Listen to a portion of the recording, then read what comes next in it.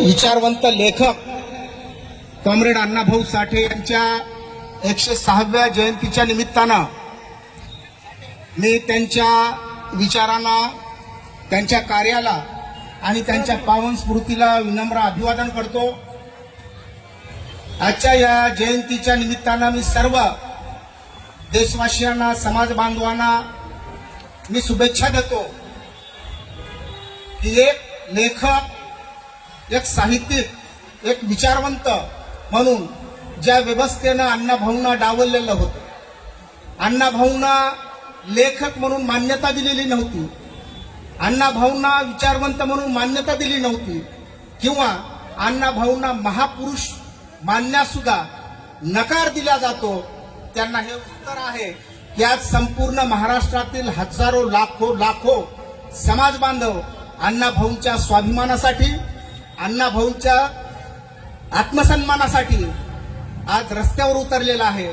आणि तुम्ही बघत असताल की असा एकही जिल्हा नाही ज्या जिल्ह्यामध्ये अण्णाभाऊंचा हा सोहळा एवढ्या उत्साहामध्ये साजरा केला जात आहे। जिल्ह्यावर तर अण्णाभाऊंचा गौरव होतच आहे, परंतु तालुक्यावर आणि गावागावामध्ये अण्णाभाऊंचा या ठिकाणी गौरव केला जात आहे। आणि म्हणून तुम्ही अण्णाभाऊंना जसं जसं हिणवताल, तुम्ही अण्णाभाऊवर जशी जशी टीका करताल, तुम्ही अण्णाभाऊंना जसं जसं कमी लेखताल, तसं तसं उत्तर तुम्हाला अण्णाभाऊच्या या कार्यातून दिलं जाईल। आणि म्हणून तुम्ही अज्ञानातून तुम्ही अण्णाभाऊंना कमी समजत आहात। तुम्ही अण्णाभाऊ वाचलेला नाही, तुम्ही अण्णाभाऊचं साहित्य वाचलेलं नाही, आणि म्हणून अण्णाभाऊ तुम्हाला कळलेले नाही। आणि अण्णाभाऊंचा जो खरा विचार आहे इथल्या श्रमिकांचा, इथल्या कष्टकऱ्यांचा, इथल्या मराठी माणसासाठी, इथल्या मराठी भाषेसाठी, आणि म्हणून अण्णाभाऊचं जे कार्य आहे ते कार्य आंधळ्यांना दिसणार नाही। आणि ज्या अण्णाभाऊनं या महाराष्ट्रासाठी, या मुंबईसाठी आयुष्य समर्पित केलेलं आहे, आणि म्हणून अण्णाभाऊ तुम्ही बघत असताना अण्णाभाऊ तुम्हाला कळलेले नाहीत। अण्णाभाऊ कधी परिवारासाठी जगलेले नाहीत, अण्णाभाऊसाठी कधी कुटुंबासाठी जगलेले नाहीत, किंवा अण्णाभाऊ साठे हे कधी जातीसाठी जगलेले नाहीत, तर अण्णाभाऊ साठे जातीसाठी जगण्यापेक्षा मातीसाठी जगणारा हा लेखक होता। आणि म्हणून तुमची जी मुंबई होती आता गुजरातला गेली असती आणि तुम्ही टाळ्यावाजी तिथं बसला असता। ही जी मुंबई आहे, जी या देशाची आर्थिक राजधानी आहे, ती राजधानी वाचवणारा हा आमचा अण्णाभाऊ होता। आणि म्हणून अण्णाभाऊनं जातीसाठी काय केलंय यापेक्षा अण्णाभाऊनं या मातीसाठी काय केलं हा प्रश्न तुम्ही तुमच्या मनाला विचारा, आणि नंतरच अण्णाभाऊची उंची मोजा। अशी मी सगळ्यांना या जयंतीच्या निमित्तानं मी त्यांना इशारा देत आहे की तुम्ही अण्णाभाऊंना कमी लेखू नका। अण्णाभाऊंना तुम्ही जसं दाबण्याचा प्रयत्न करताल तसं अण्णाभाऊ उसळून वर येईल। तुम्ही अण्णाभाऊंना या ठिकाणी गाडण्याचा प्रयत्न कराल, तुम्ही जेसीबीला खड्डे खोदून जरी अण्णाभाऊने या ठिकाणी गाडण्याचा प्रयत्न केला तर अशा हजारो फूट त्या ठिकाणी मातीतून अण्णाभाऊ उसळी मारून तुमच्या मानगुटीवर बसणार आहे, हे विचार लक्षात ठेवा।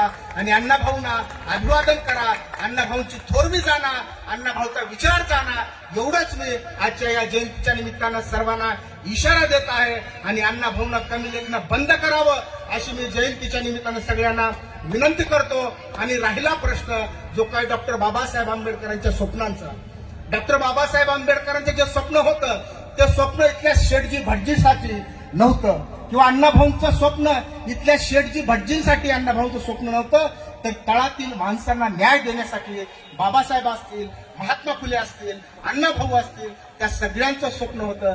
जो तळातला माणूस आहे, जो शेवटचा माणूस आहे, त्या शेवटच्या माणसाला संधी मिळाली पाहिजे। आणि संधीची मागणी जे काय मी गेल्या अनेक वर्षापासून करत होतो, डॉक्टर बाबासाहेब गोखले आज आरक्षण वर्गीकरण 8% या समाजाला संधी मिळाली पाहिजे, त्यांना वाटा मिळाला पाहिजे, म्हणून त्यांनी उभी हयात या ठिकाणी संघर्ष करू।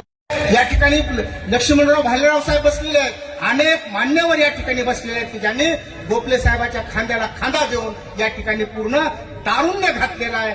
ज्यांचं हे तारुण्य गेलेलं आहे, जे कशासाठी तारुण्य त्यांचं गेलेलं आहे, एक स्वप्न उराशी बाळगून ते या ठिकाणी निघालेले होते। आणि म्हणून गोखले साहेब असतील, कुसुमताई असतील, या ठिकाणी मधुकरराव कांबळे साहेब असतील, या ठिकाणी विष्णुभाऊ कसबे असतील, या ठिकाणी सचिनभाऊ साठे असतील, किंवा ज्या महाराष्ट्रातील नेत्यांनी हा लढाई या ठिकाणी इथपर्यंत लढत आणलेला आहे, आज त्यांचं स्वप्न पूर्ण होण्याचा काळ आलेला आहे।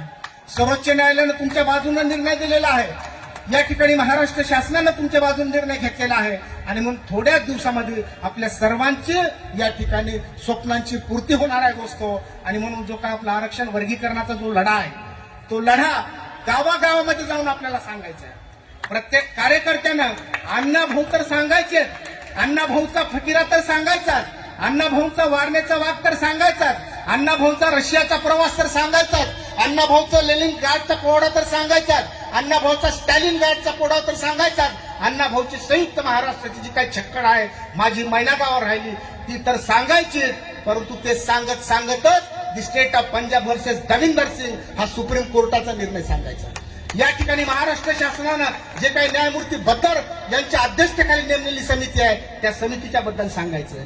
या ठिकाणच्या 59 जातीतल्या अशा काही जाती ज्या अजूनही तळात आहेत. या तळातले लोक जे कुणी रिक्षा ओढतंय, कुणी हमाली करतंय, कुणी या ठिकाणी बँड वाजवतंय, कुणी बिगारी काम करतंय, कुणी या ठिकाणी मोंढ्यामध्ये वेगवेगळं पडेल ते काम करून आपल्या मुलाबाळाला या ठिकाणी शिकवू लागलेले आहेत. ह्या गरिबांच्या लेकरांना संधी मिळाली पाहिजे हा संघर्ष या महाराष्ट्रामध्ये मागील 25 ते 30 वर्षापासून बंधुरो आपण करत आहोत. आणि हा संघर्ष ज्या दिवशी आपण जिंकू, हा संघर्ष ज्या दिवशी यशस्वी होईल त्या दिवशी गावागावातील जे काही शिकलेले पोरं असतील, कुणी 12वी असेल, कुणी BA असेल, कुणी नेट झालेलं असेल, कुणी सेट झालेलं असेल, कुणी JEE दिलेले असेल, कुणी नीट दिलेले असेल, कुणी MBA दिलेलं असेल, असे महाराष्ट्रातले हजारो युवकांना ही संधी मिळणार आहे. आणि तुमचं जे दारिद्र्य आहे, तुमचं दारिद्र्य या ठिकाणी दूर होणार आहे. आणि म्हणून गावागावामध्ये या ठिकाणी 1, 2, 4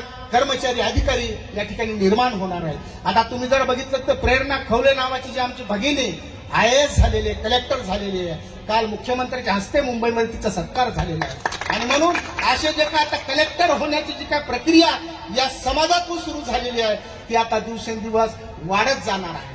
आणि म्हणून अण्णाभाऊच्या नावानं तुम्ही जसं नाचणार आहात, अण्णाभाऊच्या नावानं तुम्ही जसं या ठिकाणी गाणार आहात, अण्णाभाऊचा उत्सव जसा तुम्ही साजरा करणार आहात, तसंच या ठिकाणचा शैक्षणिक उत्सव सुद्धा तुम्हाला साजरा करावा लागणार आहे. तुम्ही कोणतंही काम करत असा, परंतु माझ्या घरातलं मूल असेल, माझा नातू असेल, माझ्या भावाचं मूल असेल, माझा पुतण्या असेल, कुणीही घरी राहता कामा नये.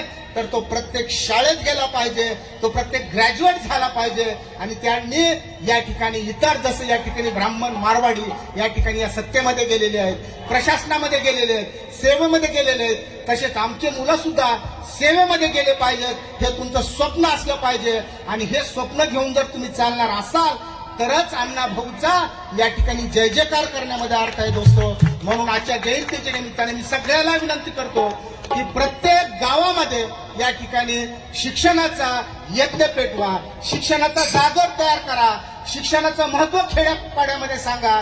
आणि गावागावातून खेड्यापाड्यातून या ठिकाणी IAS आणि IPS निर्माण झाले पाहिजेत. यासाठी आपण संघर्ष केला पाहिजे एवढी मी आपल्याला तुम्हाला विनंती करतो. आणि या ठिकाणी कलावंताचा जो काही कार्यक्रम थांबलेला आहे आपण सुरू ठेवा अशी विनंती करतो. पुन्हा एकदा सर्व समाज बांधवांना मी जयंतीच्या शुभेच्छा देतो. सर्वांना क्रांतिकारी जय लहुजी, जय अण्णाभाऊ, जय भीम, लाल सलाम.